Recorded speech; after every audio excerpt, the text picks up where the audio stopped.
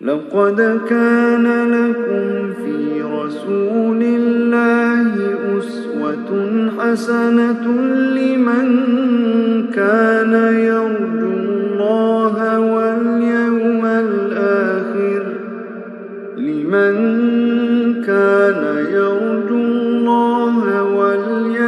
الآخر وذكر الله كثيرا. بسم الله الرحمن الرحيم. الحمد لله والصلاة والسلام على رسول الله وبعد. السلام عليكم ورحمة الله وبركاته. Урматтуу момун мусулман бир туугандар, пайгамбарыбыз саллаллаху алейхи вассаламдын өмүр баяны тууралуу болуп жаткан сира сабагыбызды андан ары окууну улантабыз.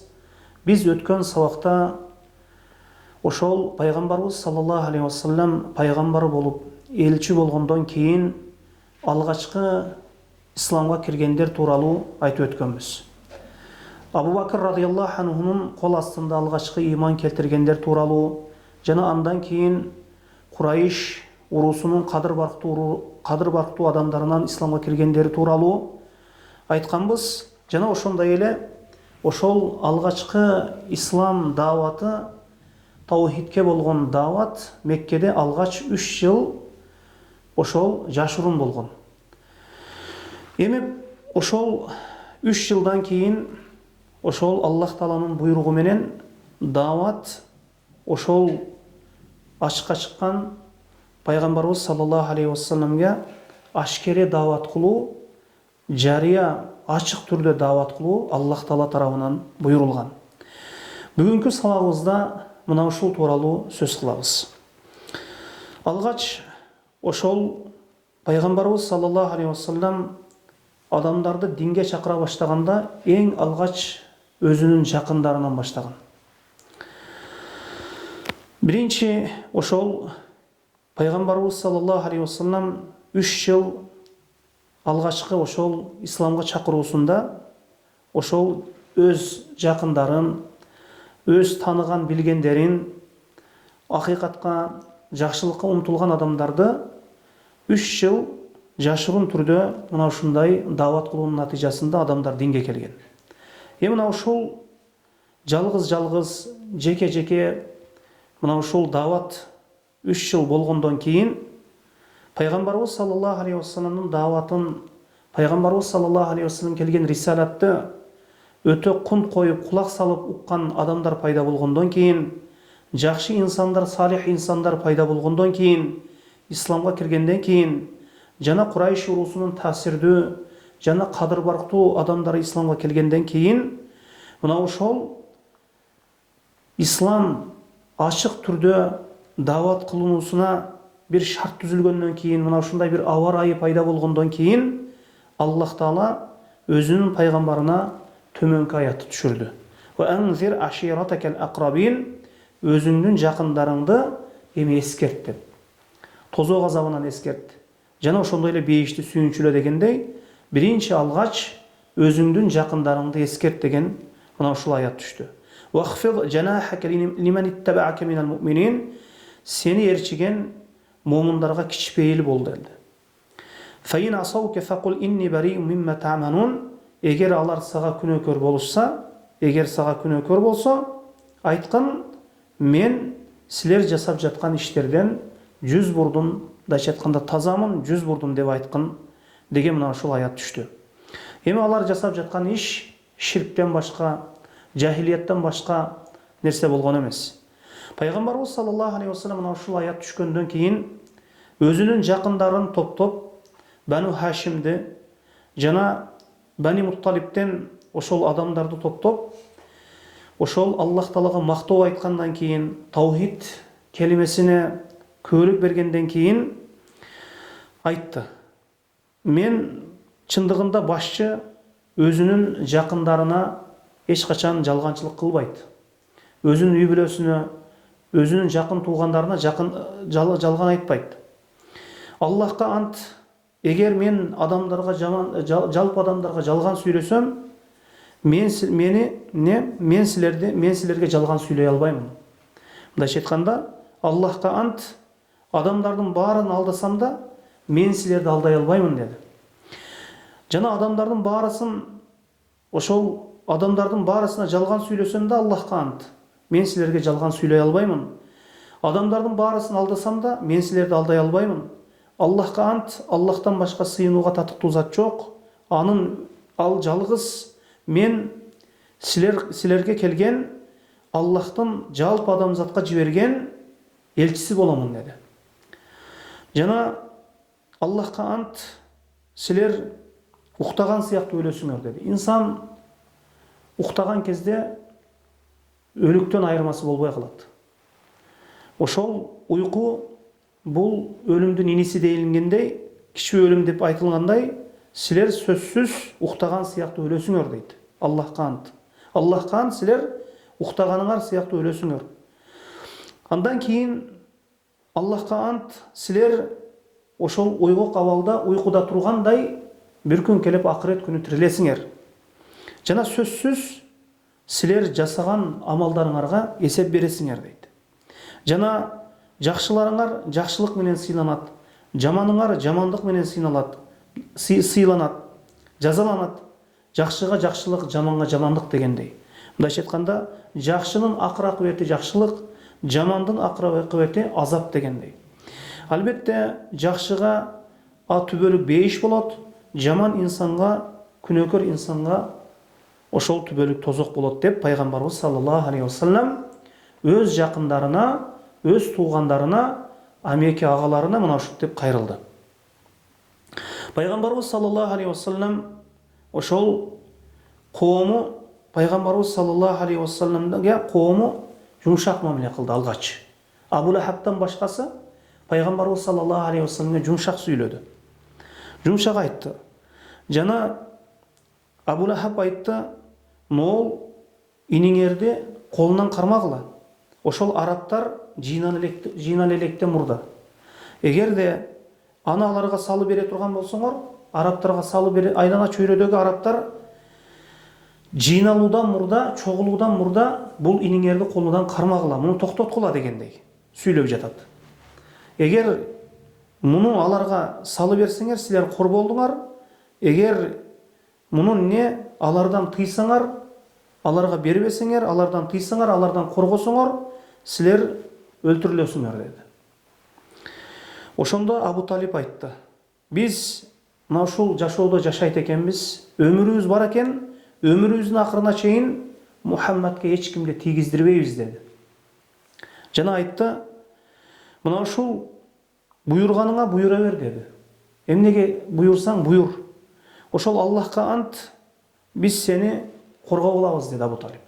Пайгамбарыбыз саллаллаху алейхи вассаламга айтты: "Коргоп алабыз. Бирок сени коргойбуз, сени сактайбыз. Бирок мына ушул ата Абдул Мутталиптин дини болгон, ата бабабыздын дини Абдул Мутталиптин дининен мен мына ушул нерседен башка динди мен өзүмө ара көрбөймүн" деди. "Мына ушул нерсени өзүмө жакшы көрбөймүн.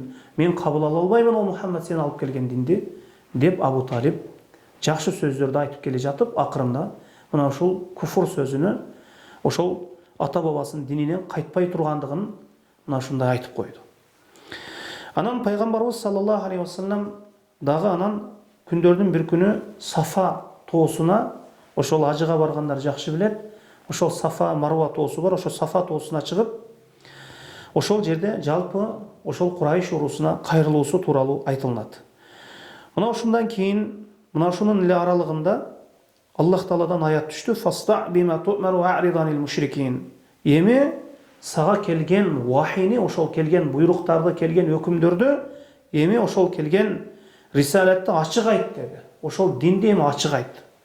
Жана буйрулган нерсени ачык айт эми. Жана мушриктерден 100 бур деген аят түштү. Бул аят ошол пайгамбарыбыз саллаллаху алейхи вассаламды даватты ачык кылууга буйруп жатат. Анан пайгамбарыбыз саллаллаху алейхи вассалам күндөрдөн бир күнү Сафа тоосуна чыгып, ошол жердеги бир чоң таштын үстүнө чыгып, анан кыйкырды: "Я сабаха" деп.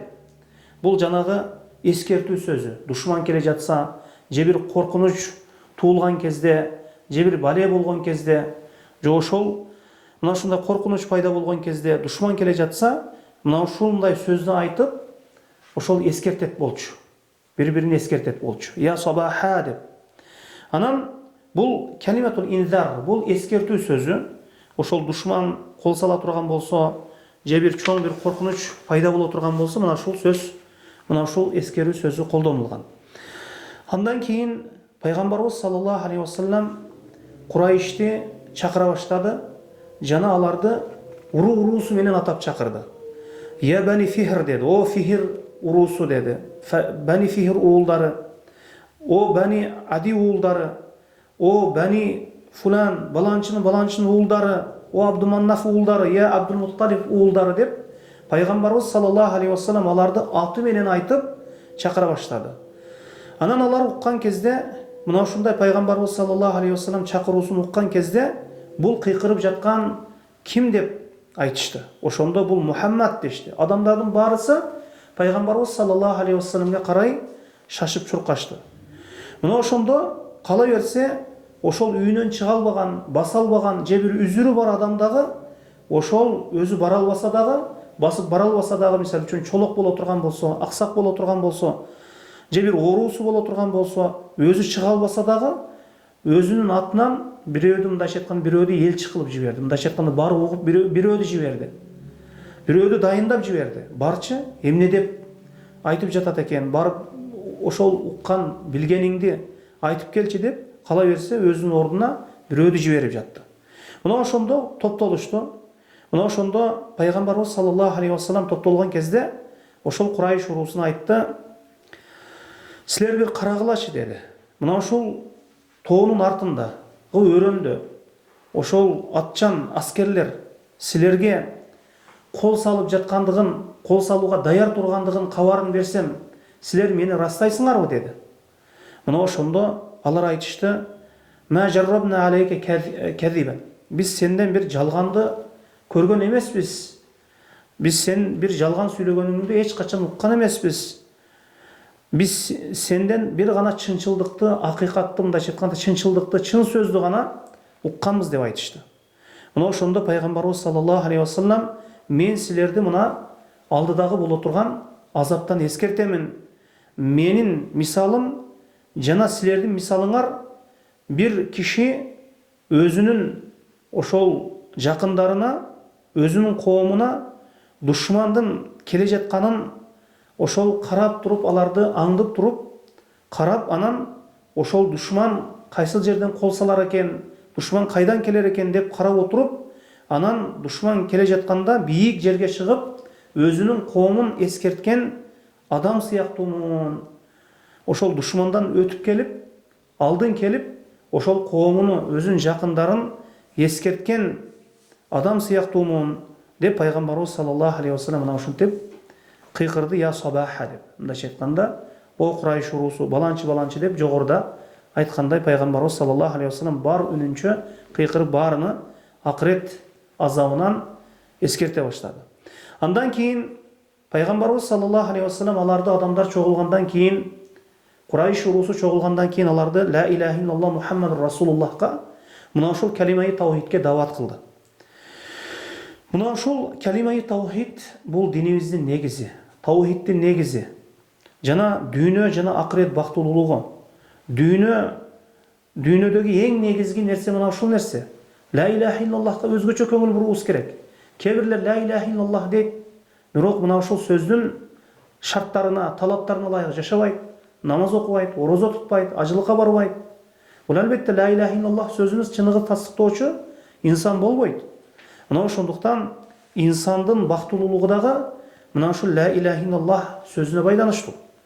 Мына ошондуктан бул акыреттен кутулуудагы, акыреттеги азаптан кутулуудагы мына ушул ла илаха иллаллах сөзү менен болот. Мына ушул ла илаха иллаллах калимаи таухид сөзүнө ылайык жашап, талаптарына, шарттарына моюн сунуп, амал кылганда гана пенде дүйнө жана акырет бактылуулугуна жетет.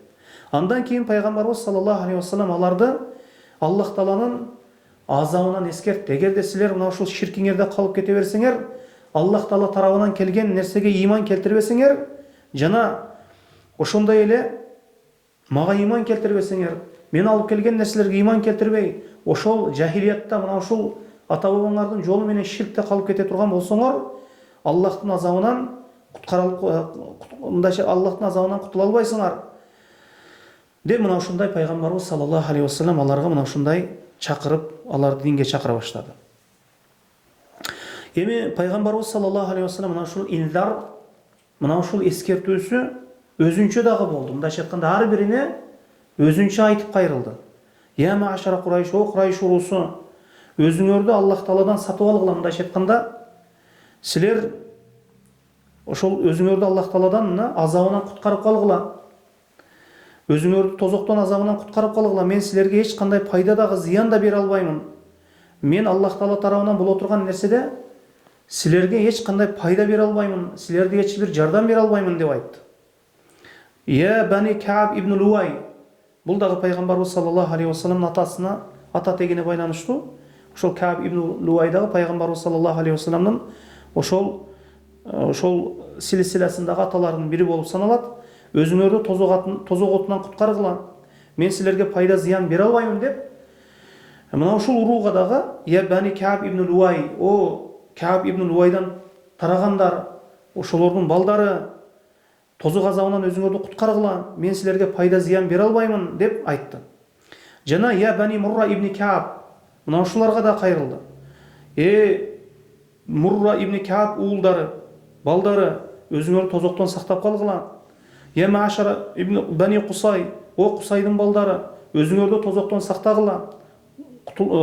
Тозоктон сактап калгыла, коргоп калгыла. Мен силерге пайда зыян бере албаймын деп мына ушундай айтып атты. Ар биринин атын айтып атты. Жана я бани Абдишамс уулдары, силер өзүңөрдү тозоктон сактагыла. Я бани Абдуманнаф, о Абдуманнаф уулдары, өзүңөр тозоктон сактагыла. Мен силерге пайда жана зыян бере албаймын. Пайда жана зыянга мен ээ эмесмин. Я бани Хашим, пайгамбарыбыз саллаллаху алейхи вассалам Хашим урусунан болот. Курайштын Хашим урусунан болот. Аллах Таала ошол Хашим уулдардан пайгамбарыбыз саллаллаху алейхи вассаламды пайгамбарлыкка тандап алган. Өзүңөрдү тозок азабынан сактагыла деп буларга да кайрылды. Андан кийин Абдумутталиб уулдары деди. Өзүңөрдү тозоктон сактап калгыла деди. Коргоп калгыла. Мен силерге пайда жана зыян бере албаймын. Жана Аллах Таала тарабынан боло турган ошол азаптан силерди куткарып, силерге жардам бере албаймын. Менин малымдан канча сурасыңар сурагыла. Мен силерге эч бир Аллах Таала тарабынан боло турган бир азаптан эч бир силерге эмесмин. Бир пайдага эмесмин. Бир коргоп кала албайм силерди деп ар бирине атын айтып кайрылып атты. Жана я Аббас ибн Абдул-Мутталиб, о Аббас ибн Абдул-Мутталиб, о Аббас деди. Пайгамбарыбыздын амекиси Абдул-Мутталибдин баласы Аббас. Мен сага Аллах Таала тарабынан боло турган нерседе ошол азапта мен сага эч бир жардам бере албайм, куткарып кала албайм мен сени деди. Я Сафия бинти Абдул-Мутталиб, Абдул-Мутталибдин кызы Сафия. Бул Сафия пайгамбарыбыз саллаллаху алейхи вассаламдын атасынын карындашы болгон да. Ошондуктан апчеси дейбизби? Бизде пайгамбарыбыз саллаллаху алейхи вассалам айтты буга дагы. Мен Аллах Таала тарабынан боло турган нерседе силерге эч кандай ошол азаптан куткарып кала албаймын, жардам бере албаймын деп айтты. О Фатима бинти Мухаммад Расулуллах, пайгамбарыбыз саллаллаху алейхи вассаламдын эң кичүү кызы, о Мухаммаддын кызы Фатима, менден каалаган нерсеңди сура. Мен сени тозоктон куткарып кала албаймын. Мен сага Аллах Тааладан боло турган ошол Аллах Таала тарабынан боло турган ошол мен сен үчүн Аллах Таала тарабынан боло турган нерседе эч кандай жардам бере албаймын. Тозок азабынан куткарып кала албайм. Бул куткарылууда мен сага эч качан жардамчы боло албаймын. Жардам бере албаймын деди пайгамбарыбыз саллаллаху алейхи вассалам. Эми мындан башка мен силер менен туугандык мамилем бар. Мына ушул нерсе уланат, өзүнүн акысына көрө деди. Туугандык мамилебиз бар. Бул нерсе уланат, бирок өзүнүн акысына көрө деп айтты пайгамбар саллаллаху алейхи вассалам. Мына ушул инзар, мына ушул эскертүү бүткөндөн кийин бардык адамдар тарап кетти. Жана эч кимиси пайгамбарыбыз саллаллаху алейхи вассаламга каршылык кылган жок. Баарысы кунт коюп укту. Бирок ошолордун арасында келген Абу Лахаб эң жаман сөздөрдү айтты. Пайгамбарыбызга айтты: "Таббан леке саир лиям." Калган күнүңдө кор болгун деди. Бизди мына ушул үчүн жыйнадың беле деди. Ошондуктан Абу Лахаб тууралуу аят түшкөн. Таббат яда би лахаби ва таб. Ошол Абу Лахабтың ошол колу кургап калсын деген мына ошол Масад сүрөсү Абу Лахабга ошол ланат айтылып, каргыш айтылып түшкөн сүрө мына Масад сүрөсү. Мына Абу Лахаб тууралуу түшкөн. Мына ошол сүрө кыяматка чейин мына ошол Абу Лахаб мына ушундай айыпталып окула турган мына сүрө. Таббат яда аби лахаби ва таб. Ошол Абу Лахабтын колу кургап калсын деди. Анткени пайгамбарыбыз саллаллаху алейхи вассаламга мына ушундай сөз айткандыгы үчүн мына ушундай аят түшкөн. Эми Масад сүрөсү, эми ошол Масад сүрөсүнө Кур'анды ачып карасаңыздар ошол жерде айтылган. Анан жалпы Курайш уруусу мына ушунда таң калган абалда бир таң калууга чөккөн абалда мына ушул эскертүүдөн кийин эч бири кайсы жолду кармансак экен деп пайгамбарыбыз саллаллаху алейхи вассалам сөздөрүнөн кийин айран таң калган абалда кайтышты. Бирок өздөрүнүн үйүнө кайткандан кийин барып ошол үйүндө отургандан кийин анан мына ушул таң калуудан кийин өздөрүн бир жоготуп койду. Мына ушул пайгамбарыбыздын эскертүүдөн кийин анан тынчтанышты. Кийин анан өздөрүнө текебер боло башташты. Анан текебер болушуп, анан пайгамбарыбыз саллаллаху алейхи вассаламга мыскылдашып айтканда маскаралоо менен жооп бере башташты.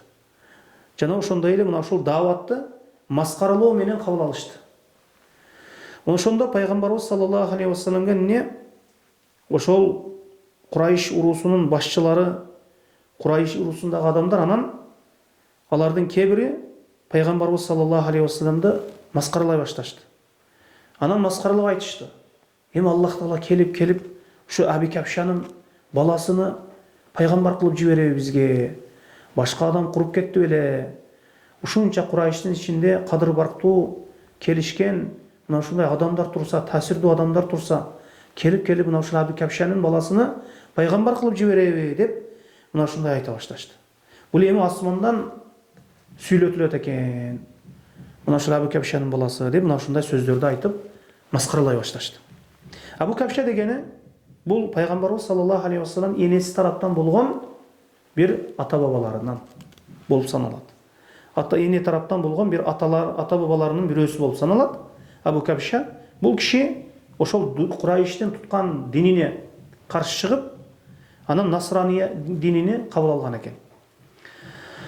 Ошондо пайгамбарыбыз саллаллаху алейхи вассалам мына ушул Курайш пайгамбарыбызга каршы чыгып, мына ушул маскаралоодо пайгамбарыбызга мына ушул кишинин атын айтышып, ниспат беришип, пайгамбарыбызга каратышып, анан ошону пайгамбарыбызга ошол кишини окшотушуп, мына ушундай кордоо менен, мына ушундай төмөн бир сөздөрдү айтуу менен Абу Капшанын баласы дагы пайгамбар болобу, Абу Капшанын баласы да пайгамбар болобу, кантип эле бул келип ушул пайгамбар болобу, ушунча Курайштын ичинен ушунда кадыр барктуу адамдар турса, келип ушул адам пайгамбар болобу деп ушундай маскаралоо менен мына ушундай сөз кыла башташты. Ал эми пайгамбарыбыз саллаллаху алейхи вассалам болсо дааватын уланта берди. Дааватын ошол Аллах Таала кандай айткан болсо, адамдарды коомчулукту эл топтолгон жерлерге барып адамдарды чакыра баштады. Аллахтын китебине чакырып, Кур'ан-ы Керимден аяттарды тилават кылып, адамдарды ошол чакыра баштады. Я кавм ябудуллах ма лакум мин илахин гайрух. О коомум, Аллах Тааладан башка сыйынууга татыктуу зат жок. Анын өзү гана жалгыз илах деп мына ушул сөздөрдү айтып, таухид сөзүн айтып, ла илаха илlallohты айтып, адамдарды көз алдынан өткөн кезде аларга мына ушул нерсени айта баштады. Ла илаха илlallohка чакыра баштады. Жана Кабанын ошол айланасына барып, ошол жерде ачык даават кылып, ошол жерде намаз окуй баштады пайгамбарыбыз саллаллаху алейхи вассалам. Мына ошол пайгамбарыбыз саллаллаху алейхи вассалам дааваты жеткен жерге жетип атты. Адамдар ошондой болсо да Курайш канчалык каршылык кылбасын, баары бир бири-бирден адамдар динге кире баштады. Жана ошондой эле мына ушул динге пайгамбарыбыз саллаллаху алейхи вассаламга иман келтирип, мусулмандардын саны күндөн күнгө көбөйө баштады. Мына ошонун натыйжасында ошол динге киргендер менен исламды кабыл алгандар менен кабыл албагандардын ортосунда, мусулмандар менен мушриктердин ортосунда өз ара ажырашуу, өз ара жек көрүү деген нерсе пайда болды. Анткени бирөөнүн атасы исламга кирип атты, бирөөнүн баласы исламга кирип атты. Атасы мусулман болсо баласы капыр эле, баласы мушрик болсо атасы мусулман эле. Мындайча айтканда бирөөнүн агасы, бирөөнүн иниси, бирөөнүн туугандары мына ушул бири-бирден кирип атты. Мына ошонун натыйжасында мына ушул ширк себеп жана таухид себеп мусулман менен ошол мушриктердин ортосунда, мусулмандар менен мушриктердин ортосунда өз ара жек көрүү жана алыстоо пайда болду. Эми кийинки сабагыбызда мына ушул ачык дааваттан кийин, ачык түрдө даават башталгандан кийин ошол ыйман келтирген пайгамбарыбыз саллаллаху алейхи вассаламдын сахабаларына Курайш уруусу тарабынан боло турган азаптар, жазалоолор тууралуу иншалла кийинки сабагыбызда айтабыз. Мына ушул жерге чейин кыскасы субханакаллаху бихамдик ашхаду ан ла илаха илля анта астагфирука ва атубу илейк. Валлаху алам, саллаллаху аля Мухаммадин ва алейхи ва сахбихи ва саллам.